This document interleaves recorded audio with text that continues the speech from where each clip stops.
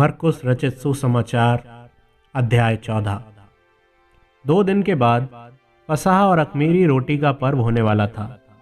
प्रधान याजक और शास्त्री इस बात की खोज में थे कि उसे कैसे छल से पकड़कर मार डालें, परंतु कहते थे, पर्व के दिन नहीं, कहीं ऐसा ना हो कि लोगों में बलवा मचे। जब वह बैतनिया में शमौन कोढ़ी के घर भोजन करने बैठा हुआ था, तब एक स्त्री संगमरमर के पात्र में जटामासी का बहुमूल्य शुद्ध इत्र लेकर आई और पात्र तोड़कर इत्र को उसके सिर पर उंडेला। परंतु कोई कोई अपने मन में रिसियाकर कहने लगे, इस इत्र का क्यों सत्यानाश किया गया, क्योंकि इस इत्र को 300 दीनार से अधिक मूल्य में बेचा जाकर कंगालों में बांटा जा सकता था। और वे उसको झिड़कने लगे। यीशु ने कहा, उसे छोड़ दो, उसे क्यों सताते हो? उसने तो मेरे साथ भलाई की है। कंगाल तुम्हारे साथ सदा रहते हैं और तुम जब चाहो तब उनसे भलाई कर सकते हो, और मैं तुम्हारे साथ सदा ना रहूँगा। जो कुछ वह कर सकी उसने किया। उसने मेरे गाड़े जाने की तैयारी में पहले से मेरी देह पर इत्र मला की है। मैं तुमसे सच कहता हूँ कि सारे जगत में जहाँ कहीं सुसमाचार प्रचार किया जाएगा, वहाँ उसके इस काम की चर्चा भी उसके स्मरण में की जाएगी।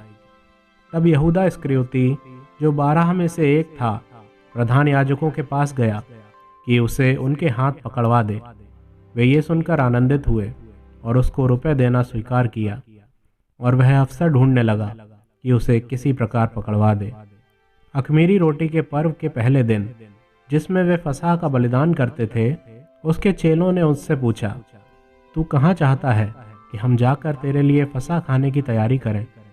उसने अपने चेलों में से 2 को ये कहकर भेजा, नगर में जाओ और एक मनुष्य जल का घड़ा उठाए हुए तुम्हें मिलेगा, उसके पीछे हो लेना। और वह जिस घर में जाए, उस घर के स्वामी से कहना, गुरु कहता है कि मेरी पाहुनशाला, जिसमें मैं अपने चेलों के साथ फसह खाऊं, कहाँ है? वह तुम्हें एक सजी सजाई और तैयार की हुई बड़ी अटारी दिखा देगा, वहाँ हमारे लिए तैयारी करो। चेले निकलकर नगर में आए, और जैसा उसने उनसे कहा था वैसा ही पाया, और फसह तैयार किया। जब सांझ हुई तो वह 12 के साथ आया। जब वे बैठे भोजन कर रहे थे, तो यीशु ने कहा, मैं तुमसे सच कहता हूँ कि तुम में से एक, जो मेरे साथ भोजन कर रहा है, मुझे पकड़वाएगा। उन पर उदासी छा गई, और वे एक एक करके उससे कहने लगे, क्या वह मैं हूँ? उसने उनसे कहा, वह 12 में से एक है, जो मेरे साथ थाली में हाथ डालता है। क्योंकि मनुष्य का पुत्र तो, जैसा उसके विषय में लिखा है, जाता ही है, परंतु उस मनुष्य पर हाय जिसके द्वारा मनुष्य का पुत्र पकड़वाया जाता है। यदि उस मनुष्य का जन्म ही ना होता तो उसके लिए भला होता। जब वे खा ही रहे थे, उसने रोटी ली और आशीष मांगकर तोड़ी और उन्हें दी, और कहा, लो, ये मेरी देह है। फिर उसने कटोरा लेकर धन्यवाद किया और उन्हें दिया, और उन सब ने उसमें से पिया। और उसने उनसे कहा, ये वाचा का मेरा वह लहू है जो बहुतों के लिए बहाया जाता है। मैं तुमसे सच कहता हूँ कि दाख का रस उस दिन तक फिर कभी ना पीऊँगा, जब तक परमेश्वर के राज्य में नया ना पीऊँ। फिर वे भजन गाकर बाहर जैतून के पहाड़ पर गए।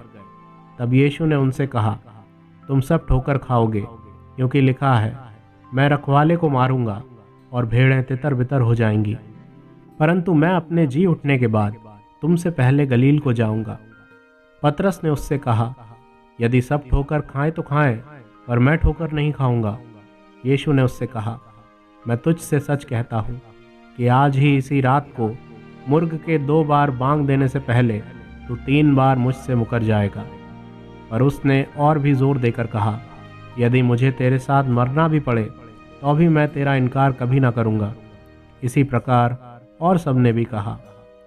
फिर वे गतसमनी नामक एक जगह में आए, और उसने अपने चेलों से कहा, यहाँ बैठे रहो जब तक मैं प्रार्थना करूँ। और वह पतरस और याकूब और यूहन्ना को अपने साथ ले गया, और बहुत ही अधीर और व्याकुल होने लगा। और उसने कहा, मेरा मन बहुत उदास है, यहाँ तक कि मैं मरने पर हूँ। तुम यहाँ ठहरो और जागते रहो। फिर वह थोड़ा और आगे बढ़ा और भूमि पर गिरकर प्रार्थना करने लगा कि यदि हो सके तो ये घड़ी मुझ पर से टल जाए, और कहा, हे अब्बा, हे पिता, तुझसे सब कुछ हो सकता है। इस कटोरे को मेरे पास से हटा ले, तो भी जैसा मैं चाहता हूँ वैसा नहीं, पर जो तू चाहता है वही हो। फिर वह आया और उन्हें सोते पाकर पतरस से कहा, हे शमौन, तू सो रहा है? क्या तू एक घड़ी भी ना जाग सका?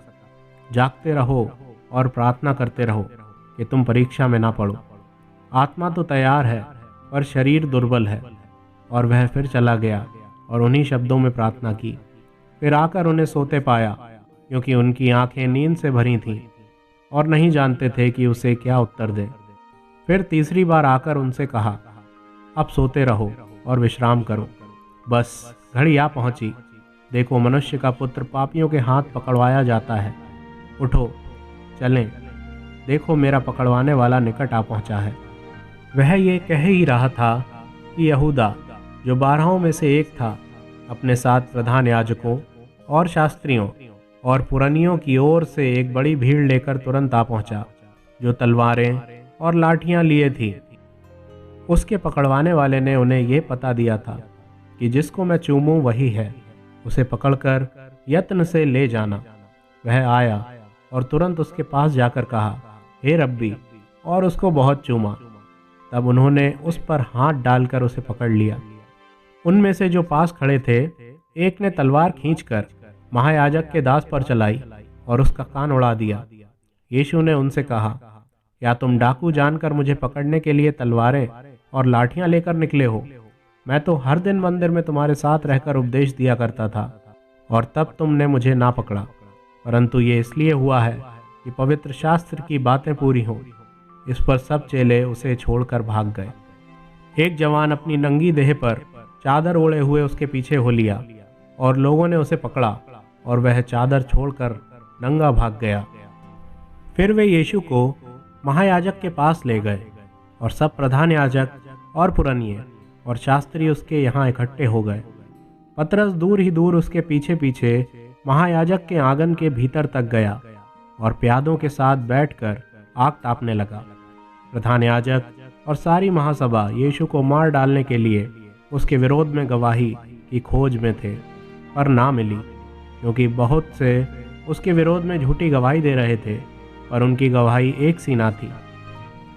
तब कुछ लोगों ने उठकर उसके विरुद्ध ये झूठी गवाही दी, हमने इसे ये कहते सुना है, मैं इस हाथ के बनाए हुए मंदिर को ढा दूंगा और 3 दिन में दूसरा बनाऊंगा, जो हाथ से ना बना हो।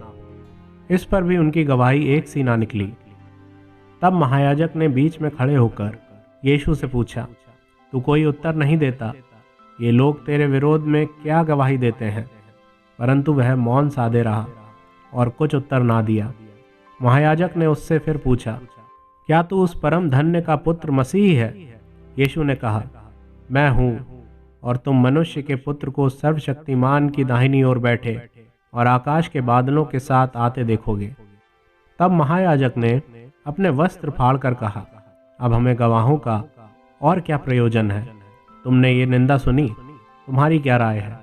उन सब ने कहा कि ये वध के योग्य है। तब कोई तो उस पर थूकने और कोई उसका मुंह ढांकने और उसे घूंसे मारने और उससे कहने लगे, भविष्यवाणी कर, और प्यादों ने उसे पकड़कर थप्पड़ मारे। जब पतरस नीचे आंगन में था तो महायाजक की दासियों में से एक वहां आई और पतरस को आग तापते देख उसे टकटकी लगाकर देखा और कहने लगी, तू भी तो उस नासरी यीशु के साथ था। वह मुकर गया और कहा, मैं ना ही जानता और ना ही समझता हूँ कि तू क्या कह रही है। फिर वह बाहर डेवड़ी में गया और मुर्ग ने बांग दी। वह दासी उसे देखकर उनसे जो पास खड़े थे फिर कहने लगी, यह उनमें से एक है, परंतु वह फिर मुकर गया। थोड़ी देर बाद उन्होंने जो पास खड़े थे फिर पतरस से कहा, निश्चय तू उनमें से एक है, क्योंकि तू गलीली भी है।